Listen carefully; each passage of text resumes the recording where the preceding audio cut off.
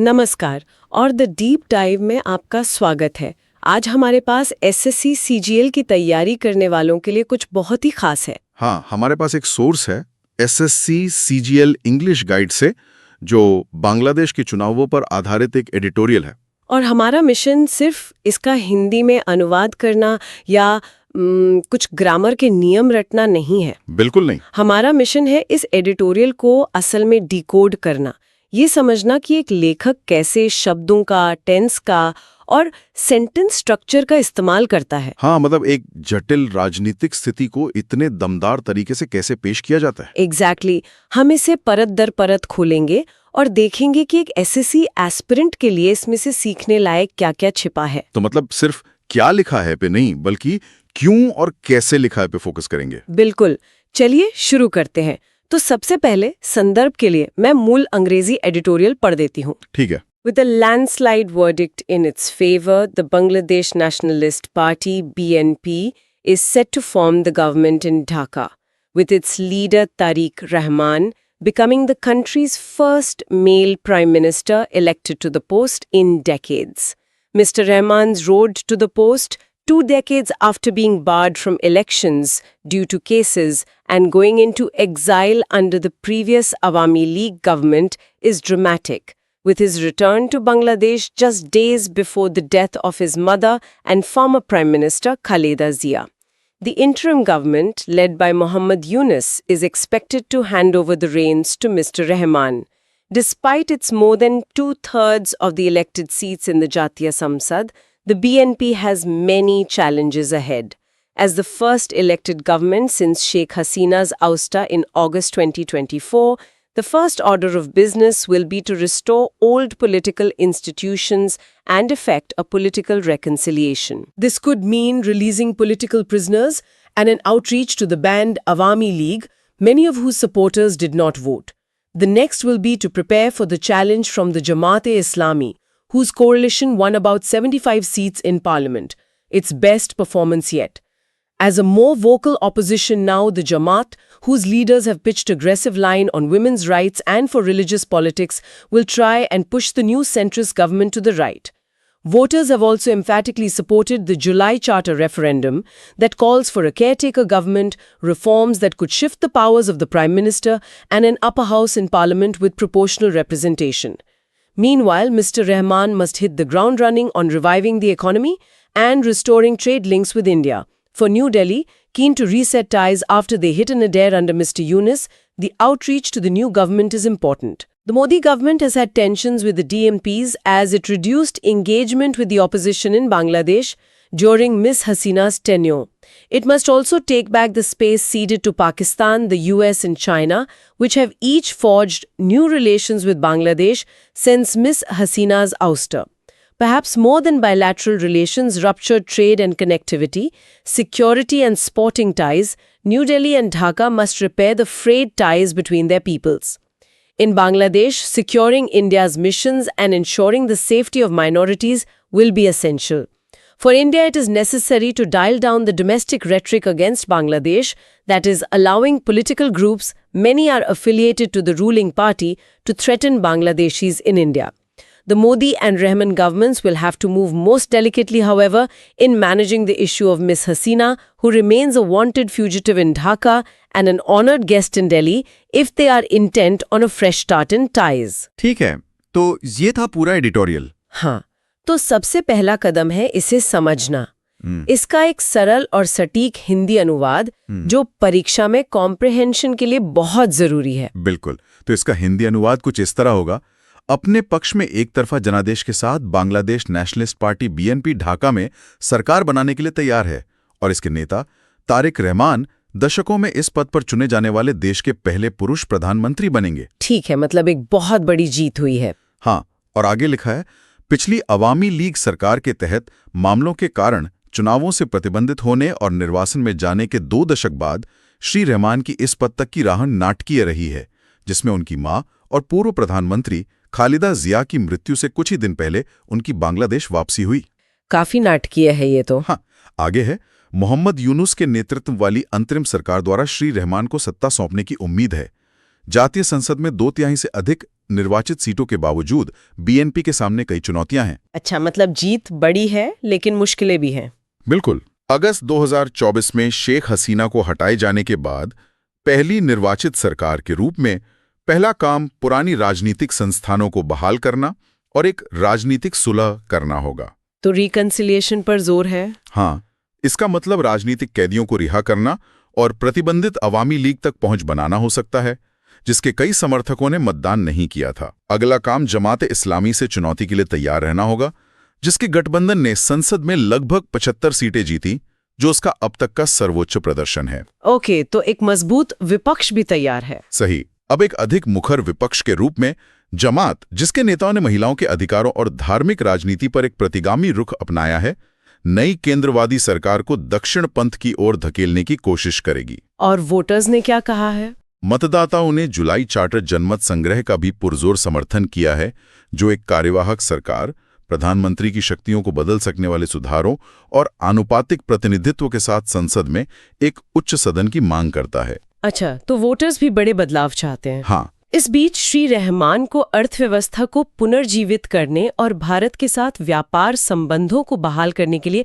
तुरंत काम शुरू करना होगा। यहाँ से भारत का एंगल शुरू होता है। जी, नई दिल्ली के लिए, जो श्री यूनुस के तहत संबंधों के सबसे निचले स्तर पर पहुंचने के बाद उन्हें फिर से स्थापित करने को उत्सुक है, नई सरकार तक पहुंच महत्वपूर्ण है।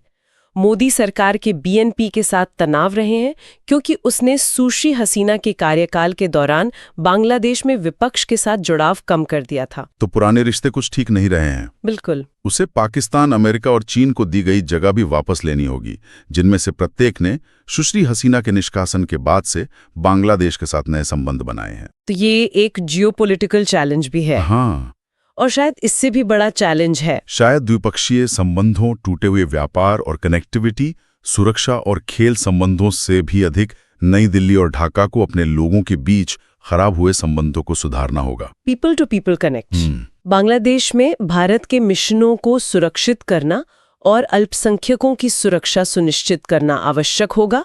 भारत के लिए बांग्लादेश के खिलाफ घरेलू बयानबाजी को कम करना आवश्यक है, जो राजनीतिक समूहों को भारत में बांग्लादेशियों को धमकी देने की अनुमति दे रहा है। ये तो बहुत ही संवेदनशील मुद्दा है। और सबसे संवेदनशील मुद्दा आखिर में है। हालांकि मोदी और रहमान सरकारों को सुश्री हसीना के मुद्दे को संभालने में सबसे नाजुक तरीके से आगे बढ़ना होगा, जो ढाका में एक वांछित भगोड़ा और दिल्ली में एक सम्मानित अतिथि बनी हुई हैं, यदि वे संबंधों में एक नई शुरुआत करने का इरादा रखते हैं। वाह, ये तो पूरा अनुवाद था। अब इसमें इस्तेमाल हुए कुछ मुश्किल लेकिन जरूरी शब्दों को समझते हैं। ये वो शब्द हैं जो आपको परीक्षा में अक्सर मिलेंगे। पहला ही शब्द है लैंडस्लाइड। हाँ, लैंडस्लाइड का हिंदी अर्थ है प्रचंड या एक तरफा जीत। इसका सिनोनिम होगा ओवरवेलमिंग विक्ट्री। और वाक्य में इसका इस्तेमाल था with a landslide verdict in its favour. बिल्कुल। अगला शब्द है वर्डिक्ट, मतलब जनादेश या फैसला। सिनोनिम होगा जजमेंट या डिसीजन। फिर एक शब्द आया था एग्जाइल। एग्जाइल यानी निर्वासन या देश निकाला।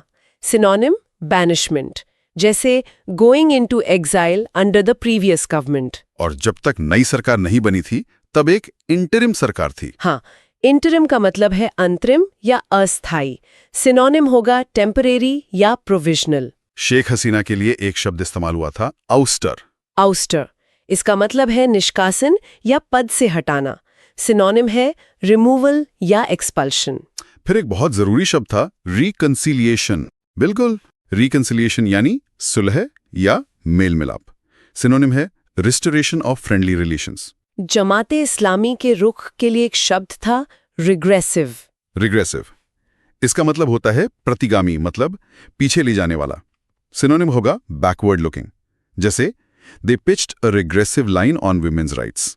वोटर्स ने जुलाई चार्टर को एम्फैटिकली सपोर्ट किया था। हाँ, एम्फैटिकली एक एडवर्ब है जिसका मतलब है जोरदार ढंग से या स्पष्ट रूप से। सिनोनिम होगा फोर्सफुली, असर्टिवली। भारत के साथ रिश्ते अपने नेदिर पर पहुंच गए थे। ये शब्द कम सुना है मैंने। नीदर, नादिर, इसका मतलब होता है निम्नतम बिंदु या बतन की पराकाष्ठा, मतलब द लोएस्ट पॉइंट या रॉक बॉटम। ये बहुत अच्छा शब्द है। और भारत को वो जगह वापस लेनी थी जो उसने सीडेड कर दी थी। सीडेड मतलब सौंप देना या त्याग देना। सिनोनिम होगा सरेंडर्ड या यील्डेड। लोगों के बीच के रिश्ते फ्रेड हो गए थे। फ्रेड यानी बिगड़े हुए या तनावपूर्ण, जैसे कोई धागा उधड़ जाता है। सिनोनिम होगा स्ट्रेन्ड या वॉर्न आउट। और घरेलू रेटोरिक को कम करने की बात थी। रिटोरिक यानी बयानबाजी या वाक्पटुता। Synonym oratory, बॉम्बास्ट। और आखिर में शेख हसीना के लिए एक शब्द था फ्यूजिटिव। फ्यूजिटिव मतलब भगोड़ा। सिनोनिम होगा रनअवे या एस्केपी। बहुत बढ़िया। तो ये तो हो गई वोकैबुलरी। चलिए अब व्याकरण के मूल सिद्धांतों पर आते हैं। इस एडिटोरियल से पार्ट्स ऑफ स्पीच के कुछ उदाहरण देखते हैं। हाँ, ये बहुत जरूरी है। सबसे पहले नाउन यानी संज्ञा। Government, leader, challenges, parliament, economy, ये सब किसी व्यक्ति, स्थान, वस्तु या विचार के नाम है। ठीक है।